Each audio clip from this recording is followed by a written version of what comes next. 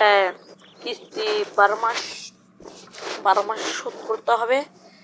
প্রতি মাসে কিস্তি 10,000 টাকা। এখন আপনার ফর্ম পূরণ করতে হবে, আমি পূরণ করে দিচ্ছি। আগে বলুন আপনার নাম কি? শরবত খান। আচ্ছা, শরবত খাচ্ছি, দাঁড়ান। শরবত খান। আরে মিয়া, খুদে মজা লেন না তো। আর কত শরবত খাবো? আপনার নাম কোন? তাড়াতাড়ি, আমার চলে যেতে হবে, আমার অনেক কাজ আছে অফিসে। আরে, আমার নামই তো শরবত খান, আপনি এটাই বুঝতেছেন না? আমার নাম শরবত খান।